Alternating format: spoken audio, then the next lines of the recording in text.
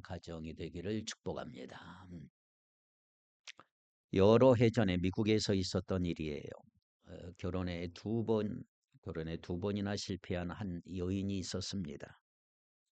그녀의 두 번째 남편은 아내에게 학대까지 가해서 여인의 몸과 마음이 함께 멍들어져 갔습니다. 결국 이혼한 그녀는 인생의 마지막 희망을 걸고 세 번째 결혼을 했습니다. 그런데 문제는 이 세 번째 남편마저도 그녀에게 심각한 언어 폭력을 가하기 시작했습니다. 여인의 자존감은 무너질 대로 무너지고 만신창이가 됐습니다. 마침내 세 번째 이혼을 하고 말았습니다. 이때 그녀에게는 13살 먹은 아들이 한 명이 있었습니다. 이 아들에게 어머니는 늘 두 가지 교훈을 말했다고 합니다. 아들아, 사람을 믿지 말라. 사람 믿어서는 안 된다. 그리고 사람을 사랑해서는 안 된다. 참 불행한 얘기를 자꾸 하기 시작했습니다. 엄마는 이 아들이 직장에 전화하는 것도 허용하지 않았고 심지어 어머니를 향한 아들의 사랑의 표현도 용납하지 않았습니다. 이 아들은 IQ가 뛰어났지만 점차 모든 일에 적대적이고 공격적인 성격으로 자꾸 변해져 갔습니다. 우수한 두뇌에도 불구하고 친구들과 패싸움 하다가 고등학교에서 쫓겨나고 결국은 해병대에 입대를 하게 됐습니다. 그러나 군대 안에서도 동료들과 싸우고 상관들과 싸우면서 해병대 불명예 제대를 하게 됩니다. 그 후 그는 유럽으로 건너가 정체불명의 한 여인과 결혼하고 다시 조국인 미국으로 돌아와요. 그런데 문제는 아내는 늘 돈을 벌지 못한다며 남편을 구박하기 시작하고 어느 날 저녁 집에서 남편을 쫓아냈습니다. 밤새도록 술을 마신 남편은 새벽녘에 집으로 돌아와 아내 앞에 무릎을 꿇으며 주머니에서 78달러를 내놓고 당신을 향한 선물이니까 당신이 원하는 것을 사라고 하면서 사랑해, 날 좀 사랑해줘 호소하기 시작했습니다. 그러나 아내는 남편이 내민 78달러를 땅바닥에 던져버리고 무시하기 시작했습니다.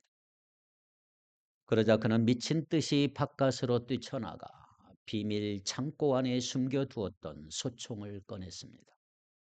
그리고 얼마 전에 그가 취직했던 건물 꼭대기층에 올라가서 정오가 되기를 기다렸습니다. 12시가 됐습니다. 그날 정오, 미국의 유명한 대통령이 그가 일하고 있는 직장 바로 앞 큰 길을 지나간다는 소식을 들었습니다.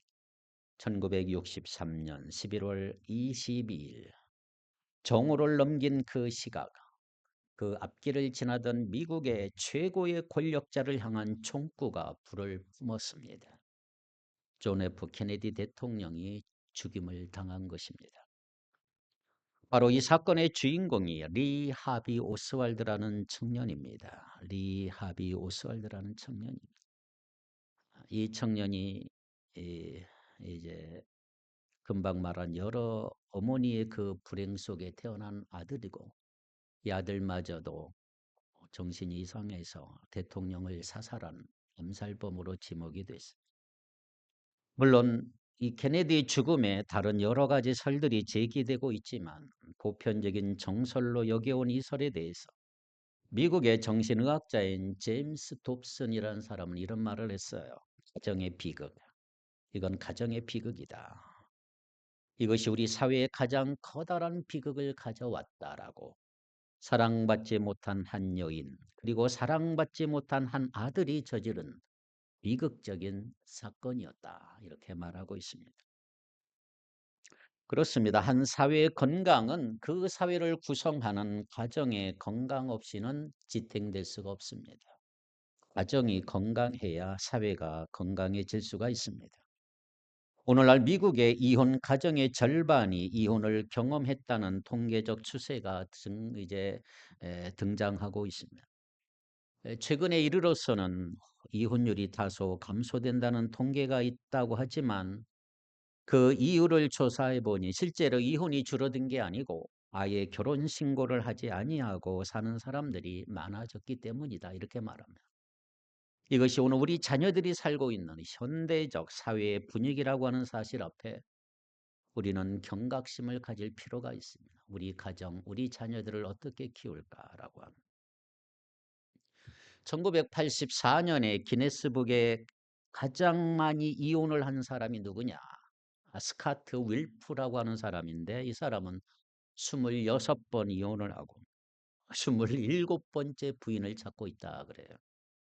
이 사람이 2021년에 죽었는데 임종 무렵에 어떤 친구가 이 친구에게 이렇게 물었어요. 당신의 생애 속에 후회함이 있는가? 뭐가 후회되는가? 이렇게 물었더니 그는 내가 다시 인생을 살 수 있다면 나는 한 부인과 살고 싶다.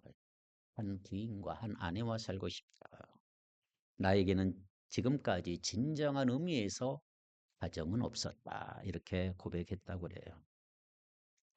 로마 제국의 멸망의 원인 중에 하나가 뭔지 아세요? 가정의 붕괴이죠. 멸망다. 가정의 붕괴, 부도덕한 성행위. 이것이 로마를 멸망시켰습니다. 로마 가정들의 붕괴와 함께 역사가 무너져가는 그 마지막 황혼을 지켜보면서 로마의 한 철학자는 이렇게 말을 하는 거야. 애국자여 가정을 지키십시오. 애국자여 가정을 지키십시오.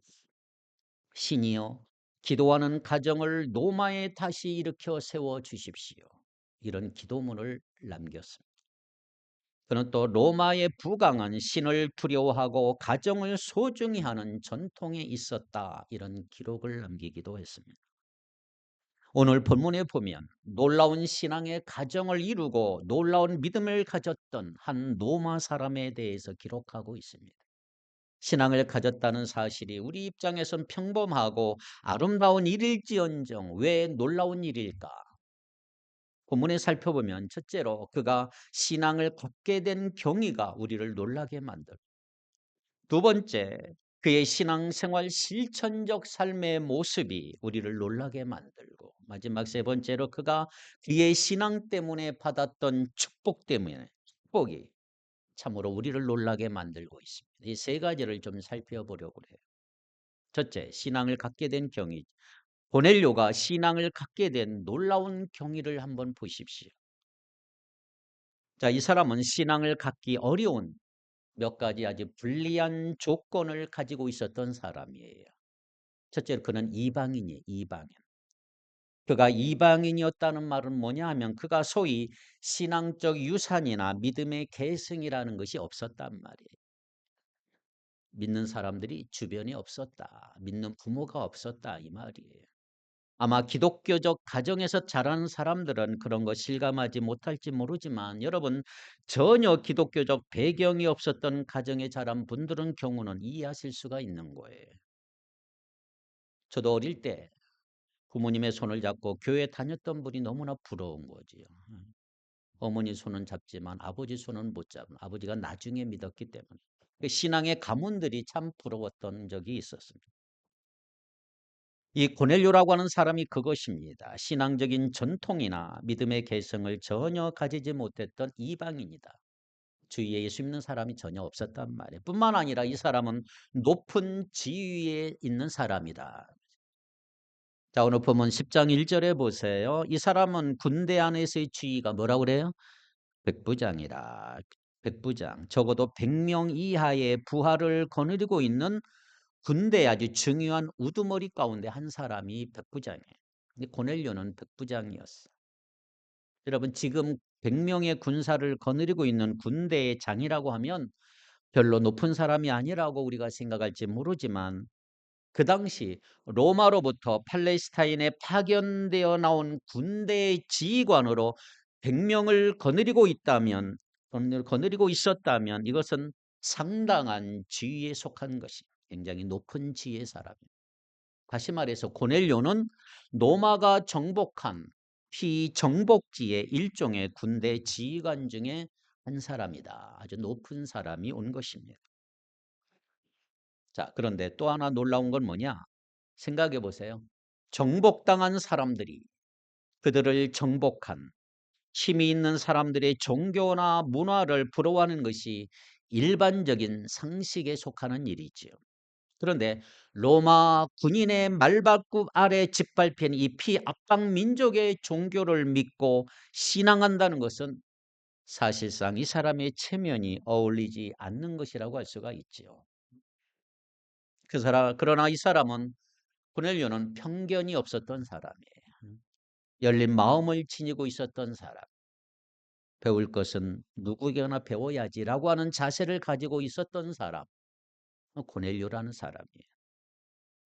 이 사람은 아마도 주님께서 산상보훈에서 말씀하신 심령이 가난한 사람, 가난한 마음의 소유자였을 것이다, 이렇게 생각해. 그래서 자기 나라 말발굽 아래 짓밟혀 살고 있는 유대 민족이지만 그럼에도 불구하고 민족의 그 경건성 속에서 하늘과 땅을 지으신 창조주 하나님, 여호와 하나님을 아는 지식에 도달한 그들의 신앙을 따르게 되었다라고 하는, 고넬료가 얼마나 마음이 열린 사람입니다.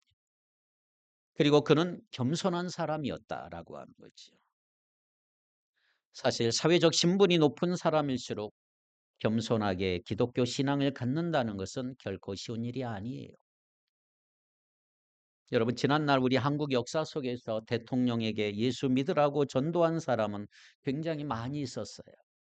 그중에 목사님들도 많고 장로님들도 많고. 대통령님 예수 믿으시죠? 전도했어요. 그러나 전도할 때마다 이들이 대답한 일반적인 대답은 이런 거라고 전해져요. 저는 지금 대통령의 지위에서 나는 특정 종교를 지지할 수 없습니다. 꼭 이렇게 말한다는 거죠. 그런데 흥미로운 사실은 뭐냐면, 그러면서도 선거철이 되면 그들은 어떻게 해서든 과거에 기독교와 관련이 있었던 사실을 홍보하기에 급급했다는 거예요. 나 과거에 예수 믿었다고. 초등학교 때 예수 믿었다고. 국민학교 때 주일학교를 나갔다고 하는 이야기들을 뉴스에 일부러 흘려요.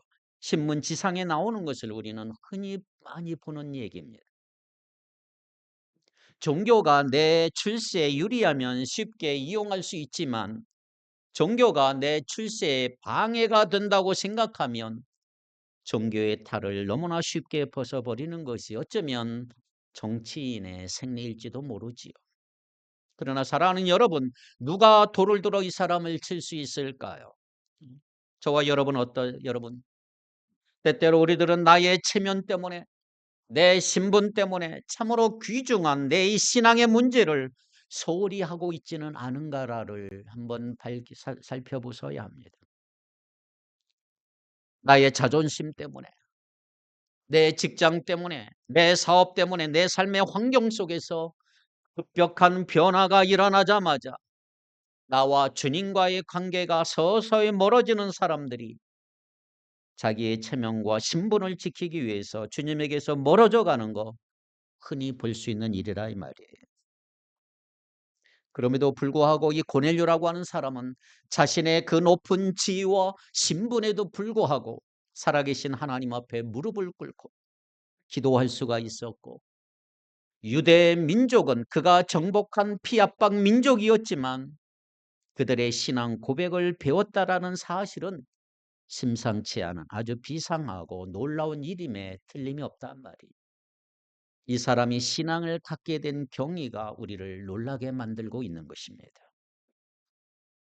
두 번째로 신앙의 실천이죠. 고넬료의 신앙의 실천이 우리를 놀랍게 만든 것입니다. 고넬료의 가정에는 두 개의 창이 있었어요. 창문. 하나는 하나님을 향한 창이 있었고 또 하나는 이웃을 위한 창이 있었어요. 이 두 개의 창이 열려져 있는 가정이 고넬료의 가정. 하늘을 향하여 열린 창을 가지고 고넬료는 기도하는 사람이었어요. 이웃을 향해 열린 창을 가지고 이웃을 돌아보고 이웃을 섬기며 부재가 있었던 가정, 이 고넬료의 가정이었다는 것을 알 수가 있습니다. 신앙의 실천. 여러분, 신앙생활이 도대체 무엇일까요? 신앙생활이 뭐냐, 여러분? 우리가 믿음으로 살아간다는 것, 예수 믿고 산다는 것은 한마디로 말하면, 우리가 전곡을 찔러 신앙생활의 정수를 한마디로 정의한다면 뭐예요? 하나님과 이웃과의 바른 관계다, 이렇게 말할 수가 있는 것. 신앙생활이 뭐냐? 하나님 관계, 이웃과의 관계. 자, 성경에서 말합니다. 가장 큰 계명이 뭐예요? 누가복음 10장 27절을 한번 읽어봅니다. 시작. 대답하여 이르되 내 마음을 다하며 목숨을 다하며 힘을 다하며 뜻을 다하여 주 너의 하나님을 사랑하고 또한 내 이웃을 내 자신같이 사랑하라 하였나이다. 아멘. 하나님 사랑, 이웃 사랑. 이것이 주님께서 강조하신 가장 큰 계명이요 명령이란 말이에요. 자, 그렇다면 사랑의 생리가 뭐예요, 여러분? 사랑한다는 의미는 도대체 뭐라고 생각합니까, 여러분? 사랑할 때 무슨 일이 일어나지요? 저는 사랑이 가진 본능적인 생리는 두 가지가 있다라고 생각을 해요. 첫째, 사랑하면 사랑하는 사람과 함께 있고 싶다. 함께 있고 싶은 거예요. 두 번째, 사랑하는 사람을 위해서는 무엇이든 주고 싶다. 이게 사랑의 생리라고 할 수가 있어요. 사랑하는데 같이 있고 싶지 않다. 그거는 사랑하는 게 아니에요. 사랑하는데 주고 싶지 않다. 이건 사랑이 아니겠죠. 사랑의 특징은 두 가지. 사랑하는 사람 늘 같이 있고 싶고 무엇이든 주고 싶다. 그렇다. 여러분, 내가 참으로 하나님을 사랑한다면 어떻게 돼요? 하나님과 함께 있기를 즐겨할 것입니다. 여러분, 여러분과 내가 얼마만큼 주님을 사랑하고 있는가를 실험할 수 있는 방법이 있어요. 자, 여러분 얼마나 기도하시나요? 여러분의 삶 속에 기도가 있나요? 기도가 살아있나요? 기도한다는 것이 무슨 의미가 있습니까? 저는 기도라고 하는 것이 낱말의 가장 중요한 정의가 뭐냐? 기도의 가장 중요한 정의. 하나님과 함께 있는 것이다. 이렇게 생각해. 하나님과 함께 있는 게 기도예요. 교제하는 거거든요. 내가 무엇을 구하여 얻는 것이 기도의 전부는 아니에요. 물론 기도하면 구하여 얻는 것도 있어요. 그러한 측면도 있어요. 그러나 그것은 기도의 한 측면이라고 할 수가 있어요. 기도의 진수는 뭐냐? 하나님과 더불어 대화하는 것입니다. 주님과 같이 있는 것입니다.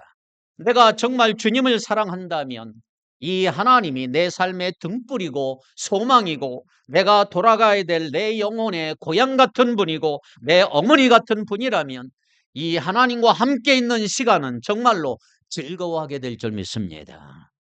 그렇습니다. 오늘 여러분의 삶 속에 정말로 이 기도가 있느냐, 주님과 같이 대화하는 시간이 있느냐 말이죠.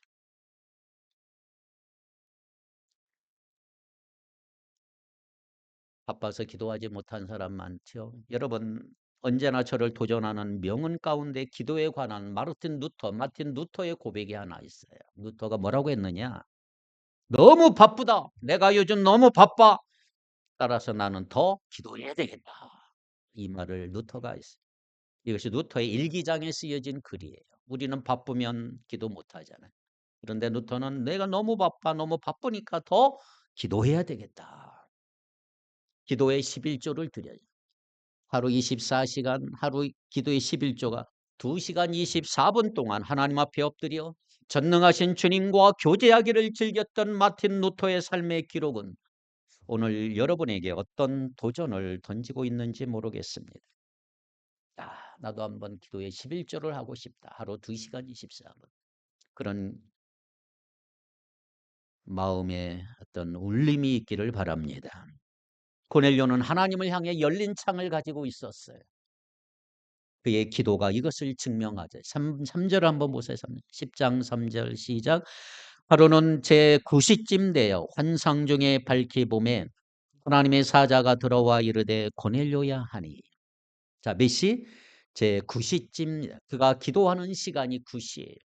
그는 일상생활 가운데 기도하는 정기적인 시간을 가지고 있었음을 볼 수가 있는 거예요. 다시 말하면 고넬료는 아무리 바빠도 양보할 수 없는 기도의 우선순위를 가지고 있었던 사람. 다른 일 다 하고 남아 돌아가는 시간에 기도하는 것이 아니라 자신에게 가장 소중한 시간을 내요. 내 생명의 창조주 하나님, 그 하나님 앞에 기도하는 사람. 고넬료였단 말이에요. 하나님을 사랑했기 때문입니다. 자, 그렇다면 여러분은 이웃을 사랑하시나요? 내가 이웃을 사랑하고 있는지 시험해 볼 수 있는 방법. 이웃의 필요 앞에 여러분은 어떻게 반응하시는가? 자, 이웃이란 그럼 도대체 누굴까? 이웃이 누굴? 내 이웃 누굴까요? 누가 우리의 이웃입니까? 자, 이 질문에 대한 전곡을 찌르는 대답을 가르쳐 주기 위해서 우리 예수님은 선한 사마리아인의 비유를 우리에게 주셨어요. 내 옆에 살고 있는 사람이 이웃이 아니라 여리고 길가에 내가 걸어가는 삶의 길에서 만난 사람, 어느 날 부딪힌 사람, 그가 만약 나의 도움을 요구하는 사람이라면 내가 도와야 할 모든 사람이 나의 이웃이다. 이게 선한 사마리아인의 비유인 것이다. 나의 시간을 요구하는 사람, 나의 위로를 필요로 하는 사람, 나의 격려가 필요한 사람, 나의 돈이 필요한 사람, 내 눈물과 내 격려와 내 애정과 내 도움을 필요로 하는 모든 대상, 바로 내 이웃이라 이 말이에요. 근데 고넬료에게는 이웃에 대한 애정이 있었다는 거지. 자, 오늘 본문에 보세요. 그가 주변에 있는 많은 이웃을 구제하는 삶을 살았단 말이에요. 9절 보세요. 9절. 이튿날 그들이 길을 가다가 왜 갔어요? 구제하러 간 거예요. 그 성에 가까이 갔을 때 베드로가 기도하려고 지붕에 올라가니 그 시각은 제6시더라. 고넬료는 어쩌다 한 번 구제한 게 아니에요. 구제 캠페인 달에 연말에 한 번 어쩌다 한 번 구제한 게 아니고 이 사람에게 있어서 구제는 일상적인 삶이라는 말이죠. 내 삶의 길에서 사람들을 만날 때마다 부딪힐 때마다 내가 어떻게 그에게 도움이 됐을까라고 하는 이 마음으로 남의 도움을 받는 일보다도 내가 가진 신앙, 내가 가진 축복을 나누는 삶, 그게 구제지요.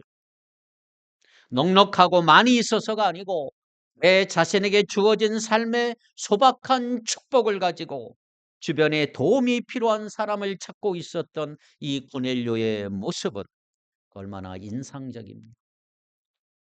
그는 이웃을 향하여 열린 창을 가지고 있었던 사람이죠. 이웃에 대해서 확장 열린 사람. 그래요. 두 개의 창, 하늘을 향해서 열린 창, 이웃을 향해서 열린 창을 가지고 있었던 이 고넬료는 단순히 교회에만 출석하는 교인이 아니라 바로 신앙이 그를 지배하고 다스리던 사람이었다. 이걸 알 수가 있습니다. 세 번째, 신앙의 축복이죠. 우리를 놀라게 한 또 다른 측면은 뭐냐 하면 고넬료가 받았던 축복입니다. 축복. 그가 받은 축복이 우리를 놀라게 해요. 자, 무슨 축복을 받았습니까?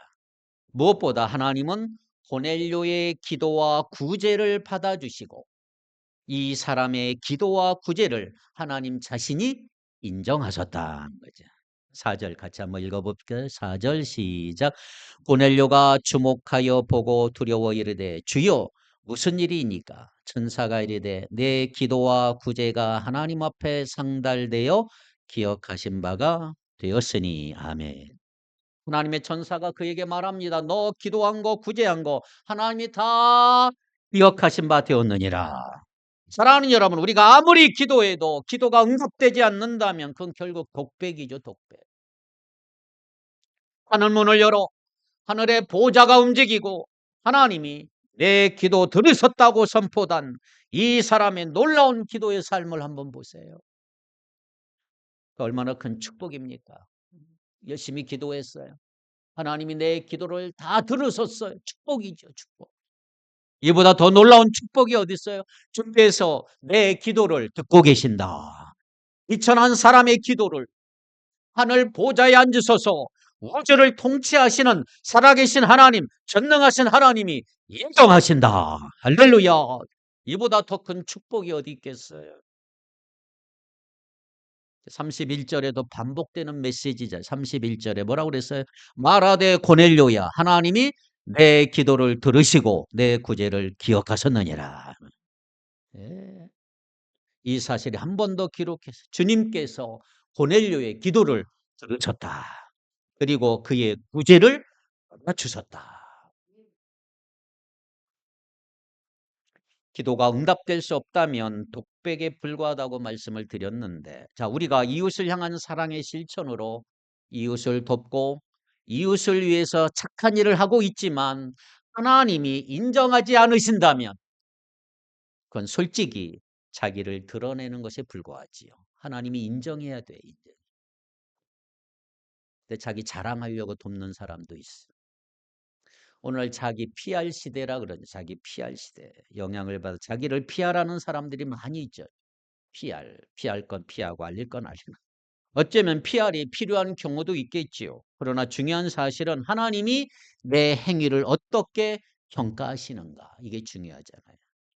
마지막 날 하나님 앞에 서서 내 삶을 책임져야 하는 날, 나의 모든 선행에 관해서 하나님은 마지막 평가를 어떻게 내리시라고 생각합니까, 여러분?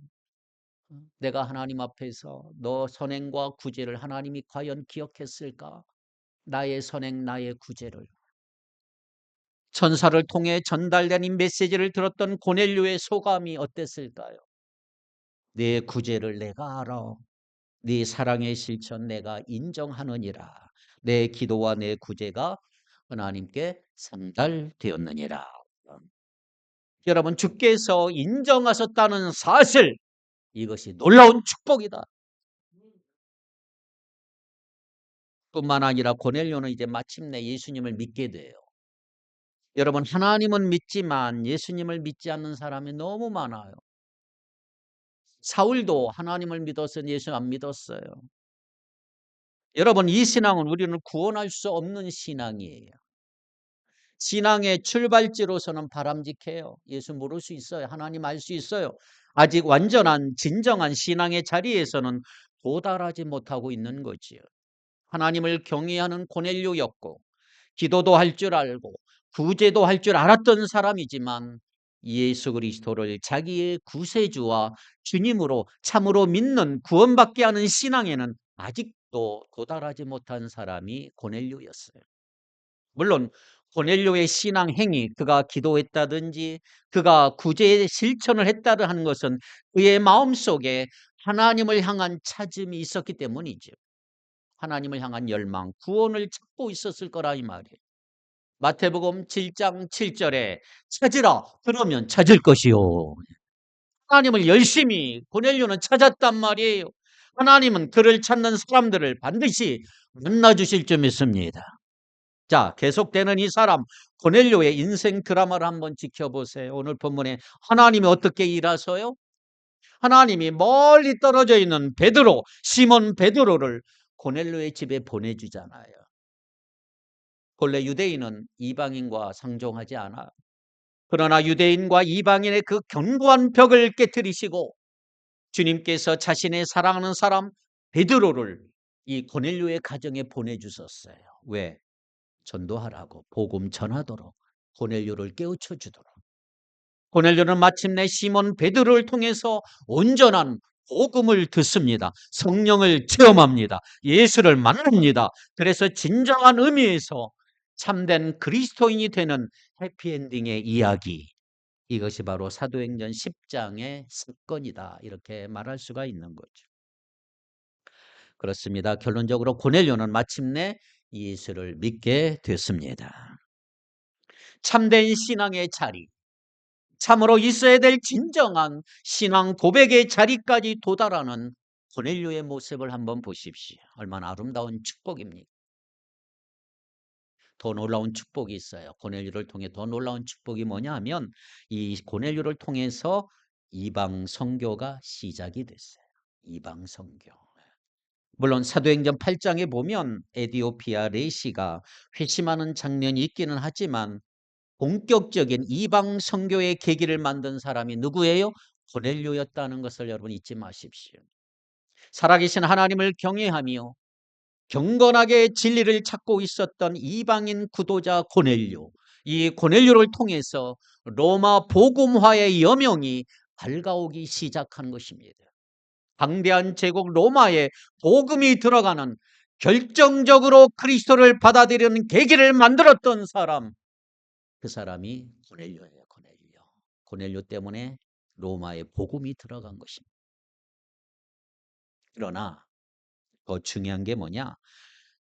그 이전에 로마가 구원하고 세계 그리스도의 복음의 아름다운 빛을 가져오기 이전에 한 가지 사건이 뭐냐? 고넬료의 가정에 예수를 믿었다. 고넬료에게는 자기 가정이 구원받는 축복이 있었다. 이것을 잊지 마십시오. 고넬료 가정의 축복. 고넬료 가정이 다 예수 믿었어요. 자, 오늘 본문을 읽으면서 계속 가슴을 치는 부분이 2절입니다. 2절 한번 읽어보세요. 시작. 그가 경건하여 온 지방과 더불어 하나님을 경외하며 백성을 많이 구제하고 하나님께 항상 기도하더니 온 지방과 더불어 뭐 했어요? 하나님을 경외하며 하나님을 온 집안 가문이 다 믿었더라. 하나님의 마음속에는 비단 우리 개인뿐만 아니라 한 가정을 구원하시려고 하는 계획이 있음을 믿으기 바랍니다. 그러면서 기독교 신앙은 개인적인 범주를 넘어가는 거예요. 넘어가는 거예요. 하나님은 개인을 사랑하시지만 여러분을 사랑하시지만 여러분을 구원하시고 그러나 한 걸음 더 나아가 하나님은 우리의 사랑하는 가족들이 함께 구원의 길에 동참해서 그 영광스러운 나라를 바라보며 함께 걷는 가정, 함께 걷는 구원의 가정을 원하고 계시는 줄 믿습니다. 이것이 하나님의 뜻이라 말이에요. 사도행전 16장 31절 아주 중요한 말씀. 시작. 이르되 주 예수를 믿으라 그리하면 너와 내 집이 구원을 받으리라 하고 아멘. 자, 주님의 약속은 너와 내 집이 구원을 얻으리라. 주님의 약속은 너에서 끝나지 않아요. 내 집이 구원을 얻으리라. 노아 홍수 시대의 심판을 작정하신 하나님께서 그럼에도 불구하고 구원의 방주를 만들라라고 계시하신 주님께서 노아에게 뭐라고 말씀하셨는지 아세요? 노아야, 너와 내 온 집이 방주로 들어가라. 그랬어요. 너만 들어가는 게 아니라 너 온 가족이 온 집이 방주로 들어가라.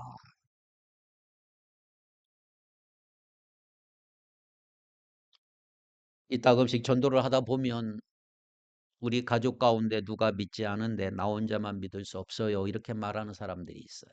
나만 예수 믿을 수 없어요. 이해하지요. 사실 사랑하는 사람이 없는 천국이라면 그 천국이 무슨 소용이 있겠어요? 내 사랑하는 아내가 없는 천국, 내 사랑하는 아들과 딸이 없는 천국을 어떻게 상상할 수 있나요? 같이 가야지. 내 사랑하는 어머니와 아버지가 없는 천국, 내 사랑하는 아내와 남편이 없는 천국, 내 사랑하는 아들, 딸이 없는 천국을 어떻게 상상할 수 있을까요? 그렇다면 여러분, 그 가정을 위해서 여러분들은 어떤 일을 하고 있나요? 내 사랑하는 사람들에게 줄 수 있는 최대의 선물, 최대의 서비스가 있다면 그 영광스러운 주님이 계신 천국에 같이 함께 갈 수 있도록 그들에게 복음을 전하는 것이다. 아버지, 어머니께, 자녀들에게, 이웃들에게 복음을 전하는 것이다. 같이 갈 수 있도록 이게 최고의 선물인 것입니다. 그런 의미에서 신앙의 아버지와 어머니를 가지신 여러분 감사하시기 바랍니다. 나를 기도에 눈뜨게 하신 내 어머니의 기도, 사랑을 알게 한 내 아버지, 어머니 앞에 여러분 감사하셔야 합니다. 만약 그런 부모가 없었다면 여러분의 자녀가 기도와 사랑에 눈뜰 수 있도록 여러분이 모범을 보이는 신앙의 제1대가 되기로 결심하시기를 바랍니다. 그럼 마침내 나와 내 온 식구가 하나님을 섬기기로 결정하는 하나님을 경외하는 집이 되기를 축복합니다. 내 일생이 다 끝났을 때 나는 나의 가정에 하나님께로부터 이런 마침표가 딱 찍혀지기를 기도합니다. 아무개야, 너는 하나님을 경외하는 가정이다. 여러분에게 이런 비전이 있기를 축복합니다. 기도합니다. 하나님 아버지, 주님께서 허락하신 아내와 남편이 내게 없었다면 내가 걸어가는 길이 얼마나 삭막하고 어두운 사막이었을까를 기억할 때마다 내 아내를 주신 내 남편을 주신 하나님께 찬양을 드립니다. 나에게 무엇보다도 희생과 사랑의 눈을 뜨게 하신 내 어머니를 주신 하나님께 감사를 드리며 나에게 삶의 올바른 길을 걸어갈 수 있도록 채찍질하시고 엄하신 그 모습으로 심각한 음성 속에 애정을 담아 나를 책망하시던 내 아버지 주신 것을 감사합니다. 내 아버지 어머니의 연약함과 많은 실수에도 불구하고 아버지와 어머니를 통해서 인생의 눈을 떴고 사랑의 눈을 뜰 수가 있었다면 내 아버지 어머니의 노후를 주께서 친히 위로하시고 격려해 주시옵소서.